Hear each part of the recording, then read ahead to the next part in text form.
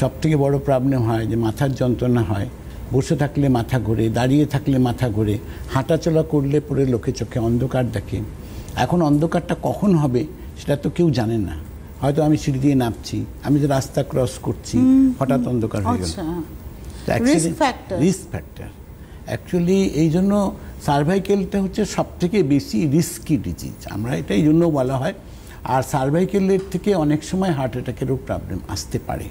তো এই জন্য আমরা সবসময় বলি যে সার্ভাইকেল থেকে সবসময় সতর্ক থাকা এবং সার্ভাইকেল থেকে মানুষকে মুক্তি পাওয়া।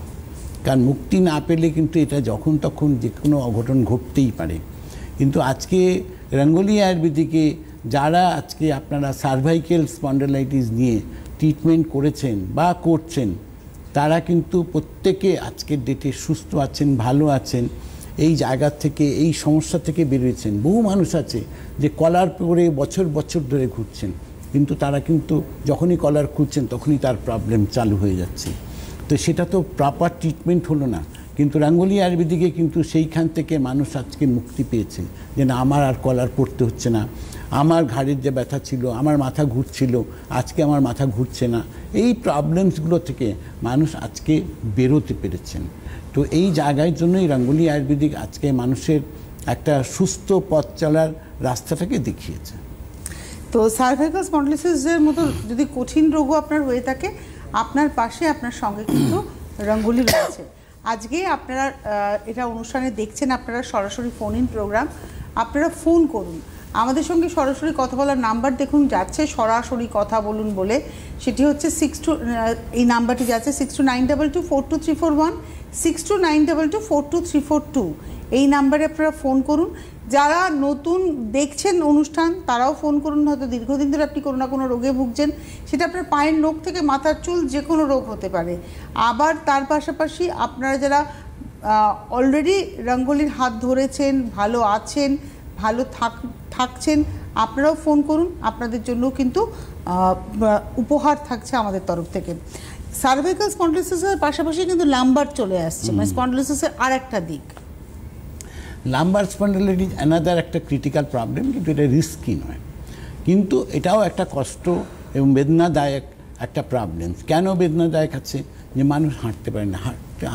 আমি 4 পা হাঁটছি, আমার কোমরটা লক হয়ে যাচ্ছে, আমি দাঁড়িয়ে থাকতে পারছি না অনেকক্ষণ ধরে, আমি বসলে পরে উঠতে পারছি না, দাঁড়ালে পরে বসতে পারছি না। এই যে প্রবলেমসগুলো, শুলে পরে এপাশ ওপাশ হতে কষ্ট, এগুলো সবই হচ্ছে লাম্বার স্পন্ডিলাইটিস। বহু মানুষ ওয়াকার ধরে ধরে হাঁটেন, বহু মানুষ দেওয়াল ধরে আসেন, বহু মানুষের হেল্প নিয়ে হাঁটেন। কিন্তু আজকে রঙ্গোলি আয়ুর্বেদিকে যারা এসছেন তারা কিন্তু ধীরে ধীরে করে এই প্রবলেমস থেকে বেরিয়ে গেছেন, সুস্থ লাভ করেছেন, আজকে নিজেকে কনফিডেন্ট করতে পেরেছেন এবং নর্মাল চলাফেরা করতে পারছেন। এই চলাফেরার কথাতেই চলে আসে নি পেন, মানে সেই পা লেংচে হাঁটাটা। এখন একটা গান আছে না, মানে আজকে যেহেতু উত্তম কুমারের জন্মদিন, সেই ছদ্মবেশীর গান এখন আমি লেংচে মরি, উনি তো গানে অভিনয়ের জন্য বলেছিলেন। কিন্তু এই ল্যাংচানো ব্যাপারটা এখন মানে কমন হয়ে গেছে। নারী পুরুষ বহু মানুষ আছেন তারা কিন্তু একটু লেংচে লেংচে হাঁটেন। তো এই নি পেন মানে হাঁটুতে তারা জোর পান না, তো একটু যদি আলোচনা করি। দেখো, হাঁটুর প্রবলেমস আজকে ঘরে ঘরের প্রবলেমস। এটা একটা টাইমে খুব রেয়ার কেসেস দেখা যেত, কিন্তু এখন এর পার্সেন্টেজটা বেড়ে গেছে। এর পার্সেন্টেজটা বেড়ে গিয়ে কিন্তু আমি এটা বলবো যে মোটামুটি আজকে বহু মানুষের ঘরে ঘরের প্রবলেমস আজকে হাঁটুর ব্যথা। বাঁ হাঁটুর ব্যথা আছে, ডান হাঁটুর ব্যথা আছে, হাঁটুতে সোয়েলিং চলে এসছে, হাঁটতে পারছেন না, সিঁড়ি দিয়ে উপর থেকে নিচে নামতে পারছেন না, মাটিতে বসতে পারছেন না। এই ভীষণ প্রবলেম। যারা বহু মানুষ আছেন যে অপারেশন করেছেন, তারা কি অপারেশন করে সুস্থ আছেন? কতদিন সুস্থ ছিলেন, এখন কি আছেন? এইখানে একটা প্রশ্ন রয়ে গেছে।